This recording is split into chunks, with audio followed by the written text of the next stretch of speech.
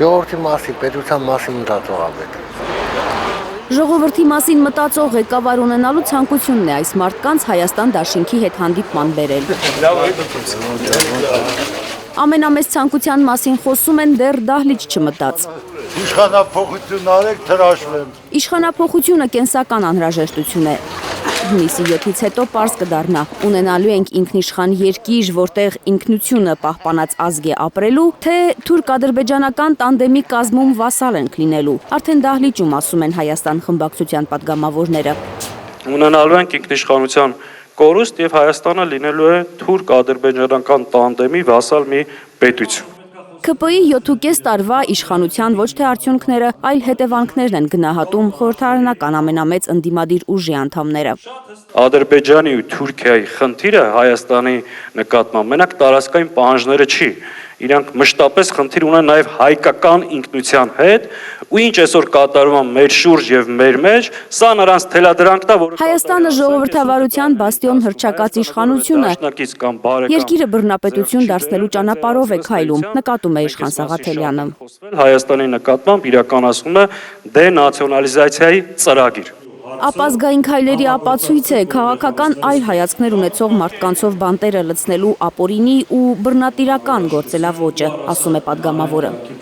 Այսօր մարդիկ գնում են ընտրում են որևէ համայնքի ղեկավար, այս մարդը կամ սպանում են դրան, կամ ձերբակալում։ Այսօր մարդը ազատ ընտրելու համար խնդրեմ ունի, որտեղ մի լայքի իր տեսակետի համար աշխատանքից հեռացվում է։ Այսօր բանտերում ունենք եպիսկոպոսներից սկսած մինչև բլոգերներ, լրագրողներ, ովքեր իրենց խոսքի համար գտնում են բանտում։ Այսօր աշխատանքից մարդիկ հեռացվում են զուտ քաղաքացիական տեսակետ ունենալու համար։ Այսօր մարդկանց սեփականությունը խլում են իրենց քաղաքական հայացքների համար։ Հետևաբար, եթե էսի մնա, երկրում լինելու է տոտալ բռնապետություն, ու ինքը ժողովրդավարության հետ կապ չունի, նորից եմ ասում, ժողովրդավարության թշնամին է։ Բռնաճնշումներին հակազդելու միջոցը միասնականությունն է։ Ունենալու ենք ինքնիշխանության։ Ընտրություններից 4 ամիս առաջ սա պետք է գիտակցի յուրաքանչյուր ընտրող, նկատում են Հայաստան դաշինքի անդամները։ Կարող են ճնշել, բայց 1000-10000 հոգու չեն կարող ճնշել։ Ինչքան շատ լինի մասնակցությունը կբացառվի 39 գյուղ ու 1 քաղաք է Արտաշատ խոշորացված համայնքում։ Հավանաբար շատերն են այս հանդիպմանը եկել ասֆալտապատ ճանապարհներով։ Ասֆալտն ինչ են անում։ Բայց ով է մտածել, որ ասֆալտի տակ է թաղված ամենամեծ կոռուպցիան։ Աղվան Վարդանյանն է սրա վրա ուշադրություն հրավիրում։ Վաղը որ սրանք չլներ իշխանության, դուք կտեսնեք, թե իրական թալանը Հայաստանի պատմության մեջ երբ է եղել։ Ամենաշատ թալանողներն ամենաբարձրն են գոռում նախկինների թալանի մասին, կարծում են հանդիպման մասնակիցները։ Ըստ նրանց այս իշխանությունը միայն բարձրագույն լոզունգներով է աղքատության ճիրաններից հանել մարդկանց, թոշակառուներին արժանապատիվ ծերություն պարգևել, բայց թվերը ավելի խոսուն են։ Ռոբերտ Քոչարյանի իշխանության տարիներին Հայաստանի արտաքին պարտքը եղել է ընդամենը 1.4-1.6 միլիարդ դոլար։ Հիմա 18 թվին 7 միլիարդ էր, հիմա արդեն 15 միլիարդ է։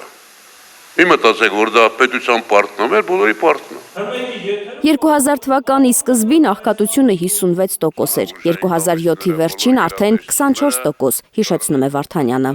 Անցելականի տարի, 18 տարի, աղքատությունը 22-23% Հայաստանում։ Եվ որ սրանք ասում էին, աղքատությունը վերացնելու ենք։ Թոշակները 98 թվականին միջին կենսաթոշակը եղել է 6000 դրամ, հիշում եք այն ժամանակները, եւ ամիսներով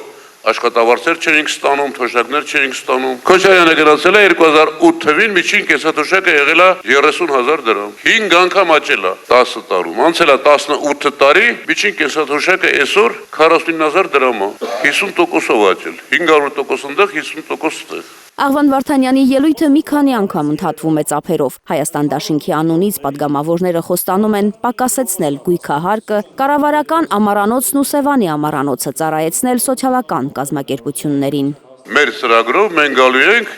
եւ առաջի 2 տարին 27 եւ 28 թվերին գույքահարկը 25%-ով էժանացնելու ենք։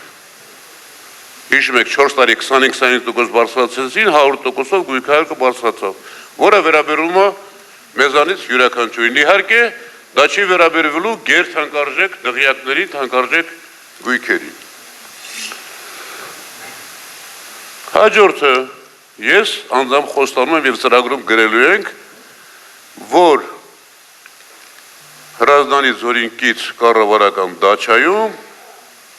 ոչ մի նախագահ, ոչ մի պաշտպանության նախարար, ոչ մի Ալեն Սիմոնյան, ոչ մի վարչապետ չի ապրելու։ Այդ դաչաները փակվելու են եւ տրվելու է մեր զինվորների վերականգնմանը զինվորի տոն ծրագիրը։ Փակվելու է նաեւ Սևանի ամառանոցը, որը դառնալու է սոցիալական անապահով մարդկանց երեխաների համար կարևոր մի տեղ։ Հայաստան դաշինքը համոզված է, ԿՊԱ-կան իշխանությանը այս ընտրություններում կարող է պարտության մատնել ընդդիմությունը, եթե ընտրարշավին մասնակցի մի քանի խոշոր դաշինքներով, ոչ թե միայն մեկ ընդդիմադիր բլոկով։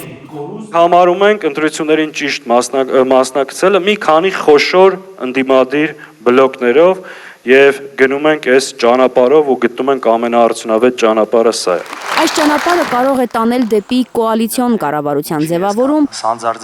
որի փորձն ունի երկրորդ նախագահ Ռոբերտ Քոչարյանը, ասում են Հայաստան դաշինքի անդամները։ 2021 Ըստ նրանց նաև կոալիցիոն կառավարությունների ստեղծումն է եղել երկրորդ նախագահի կառավարման շրջանի հաջողությունների գրավականը։ Հաջողությունների գրավականը եղել է նա, որ իրապես գործել է կոալիցիոն կառավարություն եւ կար նախագահ, ով ոչ մի կուսակցության անդամ չէր, ով կարողանում էր ճիշտ բալանսավորել այդ հարաբերությունները եւ այսպես կողմ չէր դառնում։ Հիմա տեսեք, Սթափվել է հասարակությունը 2021-ից հետո, նկատում են արտաշատցիները։ Հասարակությունը արդեն հասկացել է, որ ինքը խաբվել է այս իշխանության կողմից, որ դորս որպես ընդդիմադիր հասարակության ներկայացուցիչ ավելի շատ աշխատեք մարդկանց հետ։ Դահլիճում ավելի քան 2 ժամ տևած հանդիպումն ավարտվում է, բայց շփումները դեռ երկար շարունակվում են Բաքում։ Օր առաջ իշխանափոխություն։ Անիծյալ 2018-ի մահացու սխալը օր առաջ ուղղել է պետք։ Այլապես ցավոք հետևությունները տեսել ենք տարվա մեջ։ Ընտրողներն ասում են, մինչև վերջ տեր են կանգնելու իրենց ձայնին, իրենց խոսքով վաշխառու իշխանություններից ազատվելու համար։ Մեր ժողովրդին ես կոչ կանեմ, որ եղած ընտրություններին, որ հաշվի առնեն, մեր եղած կորուստների մեղավորնով ա եղել, գոնե իրանք ձայն չտան։ Այդ եղած թիմին, այդ վաշխառուներին, որոնք եկան տկլոր, այսօր ինչի տեր դառան, մոռանալու մեր հայրենիքն ու մեր զավակներին, մեր այրունը, վաճառեցին վաշխառուի պես մեր հայրենիքը։ Թերեզա Կադաևչյան, Անիա Ավանեսյան, Հենրիկ Համազասպյան, Գագիկ Տերղազարյան, Հայլուր։